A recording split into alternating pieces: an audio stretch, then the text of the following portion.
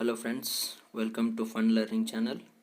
Today we study one practical problem on set off and carry forward of losses. If you not subscribe this channel, please subscribe for watching more videos on this channel, and also join Telegram group for practice multiple choice questions. Link is available in description. Before going to solving a practical problem, you watch theory part of this topic. If you have not seen the first two parts, I given the link in description as well as in I button. Friends, let's go without wasting much time to today's topic. From the following information, compute the gross total income of Mr. Mahesh for the assessment year 2017-18. So this is problem for calculation of total income, gross total income of Mr. Mahesh.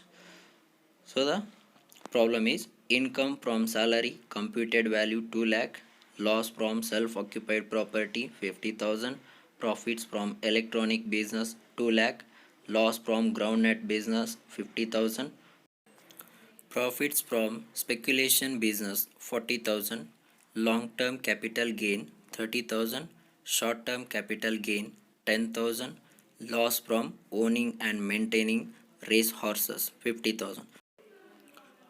The carried forward losses from the assessment year 2016-17.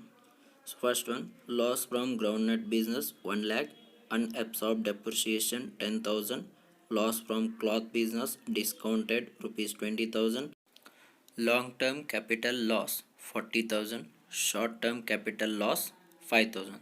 So this is the problem. Let's start the solution. Computation of gross total income for the assessment year 2019-20. So prepare format of calculation of gross total income. So first point, income from salary. So in problem, computed value 2 lakh rupees, inner column. Then loss from self-occupied property 50,000. It is deducted from salaries 50,000. The net amount is 1,50,000. Income from salaries, outer column.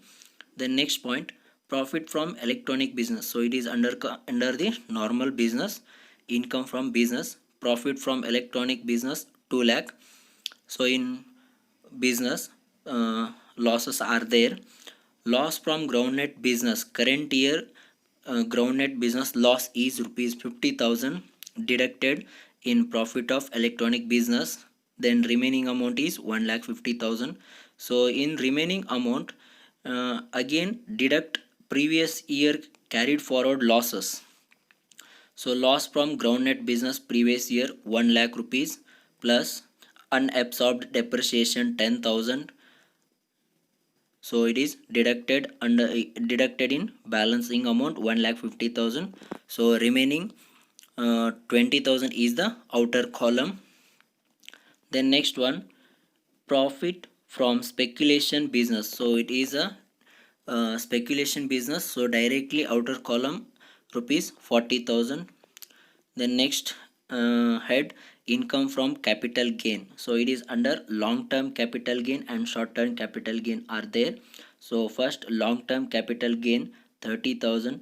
So idರಲ್ಲಿ loss from capital gain previous year loss, so rupees 40,000. So remaining 10,000 is carried forward to next year. So 10,000 is the loss, remaining loss, so it is carried forward to next year.